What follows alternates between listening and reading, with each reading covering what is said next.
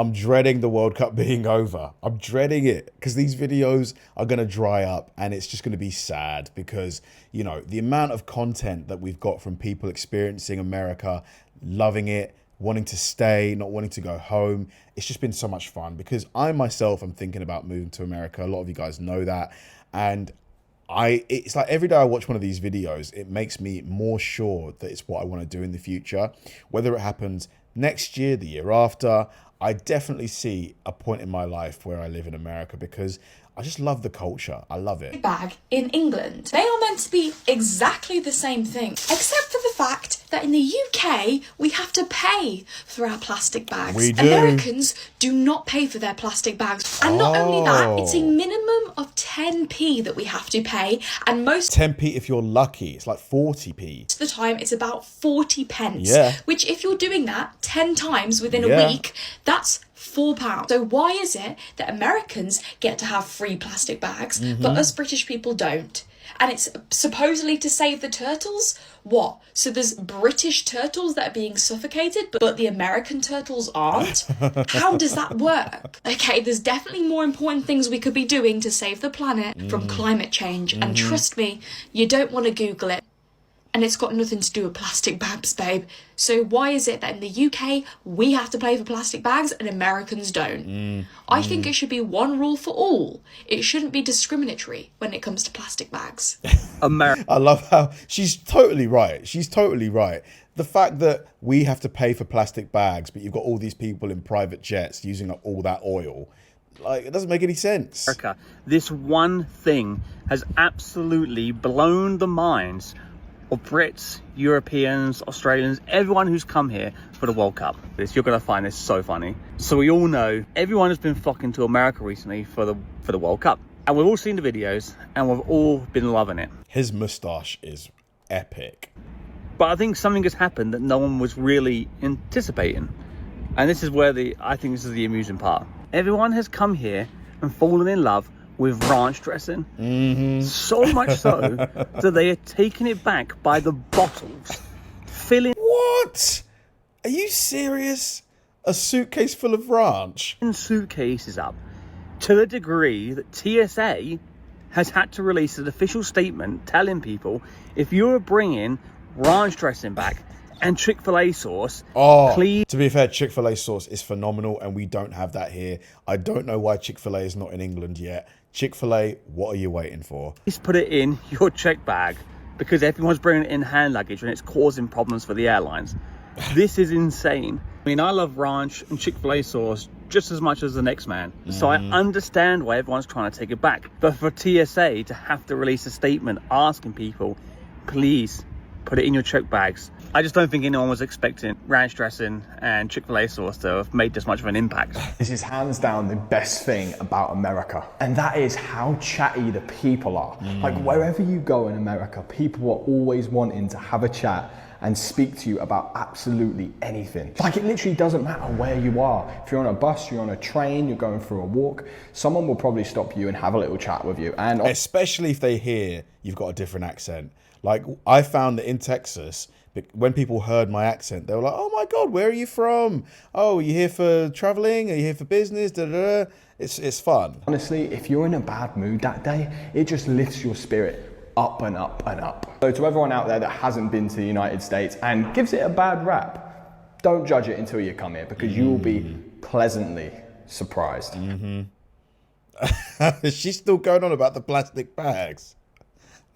She is. Off the highway for the first time. The sky's setting, it looks absolutely beautiful, but we're trying for the first time a motel on the side of a road. This is like the stuff out of movies for us, so it kind of completes a little bit of my heart from childhood, which is really, really cool. So yeah, I'll show you how it is. Okay, so we just got the door key, and the first guest safety tip is this: always in capital letters use deadbolt. What's that? That is not a warning for a motel on the side of the road. I don't know what is. Fantastic. What is deadbolt? What's that? And also it says secure valuables. Folks, before we continue, one thing I find interesting about these Europeans visiting the United States is that they are fascinated by motels. Probably there are very few motels in Europe, or Yeah, we don't have motels here. other people do not use motels, and that's why they feel like it's something out of this world. America is insane. It has these great motels that we love and we want to try it, and that's why this gentleman alongside his friends wanted to try these motels. And indeed, America is just unique based on what these Europeans are experiencing and what they're seeing. Anyway, let's move to this other clip. Now, to me, this is prime motel. This is like the movies. I can't begin to explain. The most notable thing about this room is the smell. It smells like weed, like dated, out-of-date alcohol. Maybe they don't open the windows, like to let ventilation in. That similar smell, and the bathroom is everything I expected. It looks like you're in one of those movies or TV shows where the serial killer's on the run.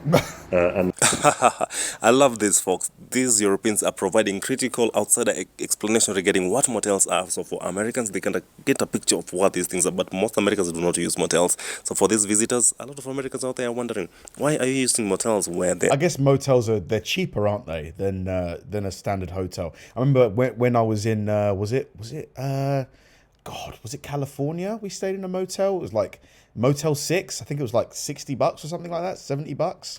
Hotels and Airbnb that you can use, but for Europeans, probably they want the American experience, and that's why probably they're seeking for motels across America. like you find a dead body in the bathroom. So absolutely love it. This is everything that we wanted to experience. As weird as that might sound. Actually ended up being a very comfortable sleep. The bed was good, the bed sheets were clean, had a nice shower, and you know what? It was fine, and it did the job, and that's all we needed. So This is it. You stay in a motel because you want somewhere to sleep. You're not looking for like a luxury experience at a motel. on to Louisiana. This gentleman's experience makes me laugh, folks. And you know what? A lot of people were asking if they came across bed bugs, because a lot of people believe motels are full of bed bugs and they're uncomfortable to sleep in. But this gentleman says everything was good. The experience was as expected. In fact, he says it was beyond expectation. Only in America does waiting for a table feel like a life lesson. Every time I sit here and wait, I remember one thing. America is chaotic, but it moves. In Germany, this movement would stress me out. Here, you just sit, watch people, and somehow everything works out. Random families, night shift workers, truckers, tourists, all in the same place at 9 a.m. eating pancakes. That's something I actually love about the US. Everyone mixes, everyone talks, everyone exists in the same space. Germany feels organized, America feels alive. Where do you prefer eating breakfast, Germany or the US? Folks, one thing I'm noting from Europeans visiting the United States is that they feel the country is so bubbly compared to Europe. They feel... It is. There's a lot more energy. It's a lot more... It's hard to put your finger on it and describe it in one word. Fast-paced. That's probably how I'd describe it. Europe is organized while the United States is happy and just a positive country, and that's why probably most of them are feeling, or rather are stating, that the United States is paradise, is close to heaven, because of how people interact, how people are happy, how people are being served very quickly, despite the fact that they feel the United States is not as organized compared to Europe. Yeah, the service is way quicker as well. I suspect that because of this World Cup, tourism in America is going to just increase for the next few years, possibly like forever, because a lot of people who wouldn't have come to America before the World Cup but have come and now they've realized, wow, it's like this, and they're going to come back and want to come back and want to come back. Like it's what happened to me the very first time we went to Florida and went to Disneyland. We loved it so much. We went back to Florida, and now we've been to, other parts of America as well. So this World Cup, I mean, it's done so much good for America, not just reputationally, but financially as well. Thanks for watching, guys. If you enjoyed the video, please like and subscribe. And if you did, check out this video right here and hit the join button below. See you there.